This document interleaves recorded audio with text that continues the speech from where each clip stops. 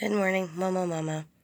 Um, it is Wednesday the 12th.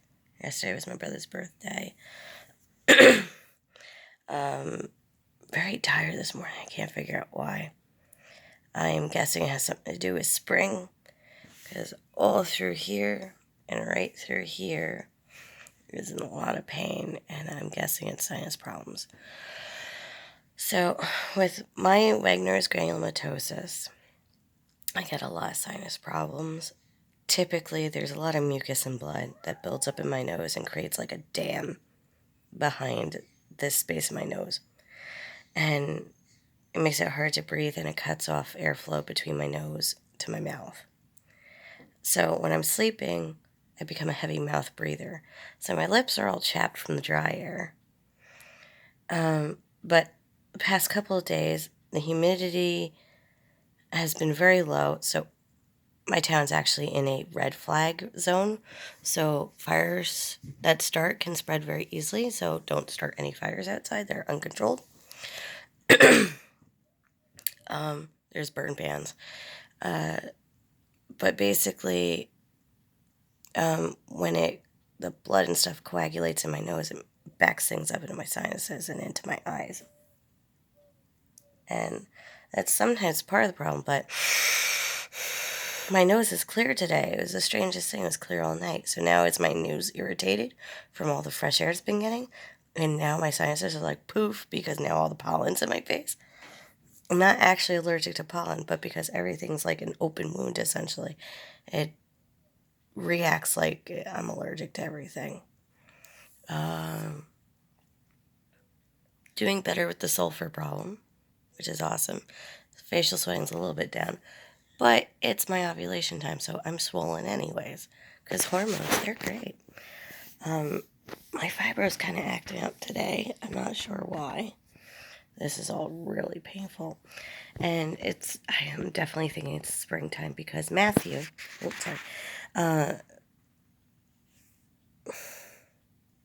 it's a maple tree in my backyard. I named it Matthew. Don't ask why, long story. But Hitalia, if you know, you know. So I have a maple tree named Matthew in my backyard. I looked out the window this morning. All those leaves are coming right back in, so it's that time of year. And I don't know if you guys can see. Let's see if my lighting can adjust. In the tree right about here, there's the rock doves came back and they're nesting in that tree again. It's their favorite tree to nest in. Oh, you can see them moving right there. Let's see. Oh, did you see them fly away? They're right about here. So soon they're going to have babies and they're going to be hopping around the trees. So let me tell you that the kids and the cats are both very excited about that. For some reason, the rock doves did not come back last year, and I don't know why. They usually came back every year, and last year they weren't there, and I was kind of sad. I thought they died. But no, they're back. So that's exciting. Just a quick little tour of the room I'm in. This is the living room. We have a bay window. My mother, for many years, slept on the couch. Ignore the laundry.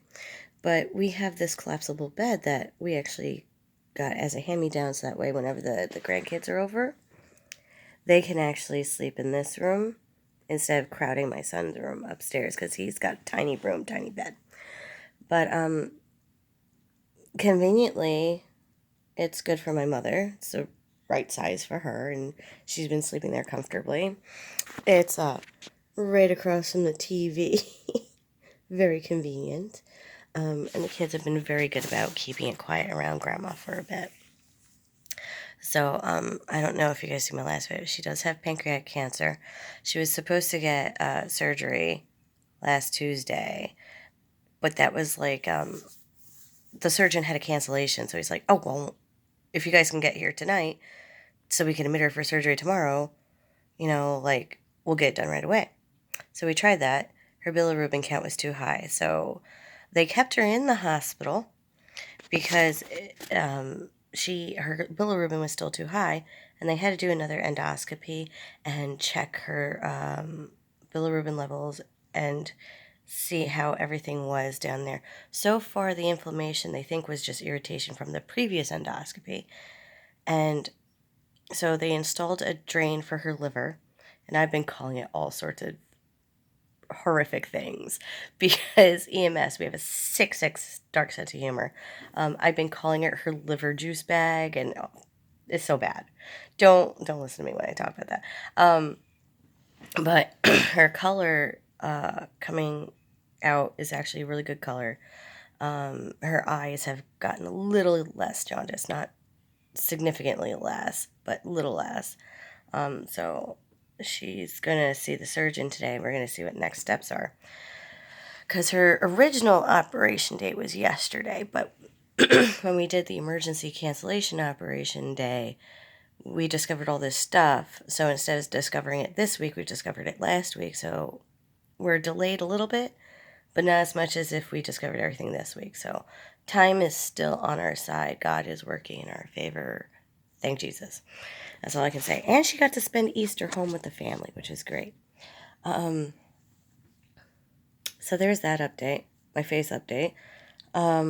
If you guys have been watching my shorts and everything, I've been doing declutterings of sections of the house. And I've basically been making my way around the house like this.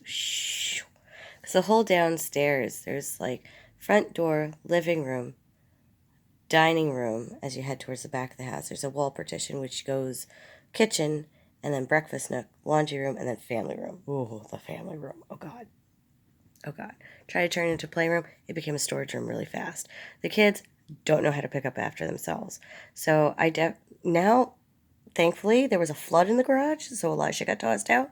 I can actually box up a lot of the stuff that, A, they're not using. I could donate. They're not going to miss it. But also, B, the stuff that's like all the Lincoln Logs, all the Legos, all the kitchen stuff, and take them out piecemeal. What do they call that? Toy rotation. That's the word. That's the word I was looking for. But we could actually start doing toy rotations, and we actually have space in the garage to put the things they're not using. We use the garage because we really don't have an attic. It's just a crawl space. And bees. I'm not going up there with bees. We got to fog the attic like every year because the wasps and bees keep coming back. Actually, I don't mind the bees. It's the wasps that I hate. They're the ones that sting me. Fun adventure. I'm in church Good Friday evening. Had it open for silent meditation. I'm going through the florals to see what I could switch them to for Easter. Because we had a bunch of florals we haven't used in years, so I wanted to see what they looked like. I pulled the box down, and I guess that's when the bee fell in my shirt, and I put the florals on the ground. I looked down, and searing, burning, chemical stabbing pain right through my chest right here. Bee stung me. I immediately pulled down my shirt and started brushing whatever it is, because I knew it was a bug of some kind. Could have been a silverfish, could have been a wasp, I don't know. But it turns out, this little bastard stung me. It was all inflamed up to here. It was so bad. Thank God I'm not allergic. Oh, that would have been awful. But the funny part is my hubby dropped me off at the church. I was there by myself. And he calls me up. He's like, "Are you still there by yourself?" I'm like, "Yeah, why?" I'm not scared being there by myself, even though a few things have happened there. We had somebody try to break into the hall while I was sitting there. It was ridiculous. But anywho, he's like, "Oh, because I just have this bad feeling, like this doom and gloom feeling. I don't want you there by yourself. I'm coming back." I'm like, "Okay, fine." He's about like 20 minutes, half hour away because he was doing errands for me. And I get stung by the bee and I call him up. I'm like, "Honey?" He's like, "Yeah." I'm like, "Remember you had that doom and gloom feeling something bad was going to happen?" And he's like, "Yeah, why? Are you okay?" I was like, "I'm fine. I got stung by a bee though, so I'm sitting here with this huge chunk of ice on my chest." He's like, "What?" And he came running over. Yeah, so you can still see it. I did have to puncture it yesterday because it kind of turned into a bit of a cyst, and I wanted to make sure it wasn't infected. So I had to drain it, wash it. It's fine. It's not itchy anymore. Thank God. That was the worst. So, and look at all my stress acne from my mother. Yeah. But anywho, oh my God. I have to figure out how to get rid of this mustache. It's very dark now. It's so thin, though. Like, I can't wax it. The wax does not grab this hair. I have to nair it, I think. Hot mess mom problems. Have a good one, guys. It's been my 10 minutes.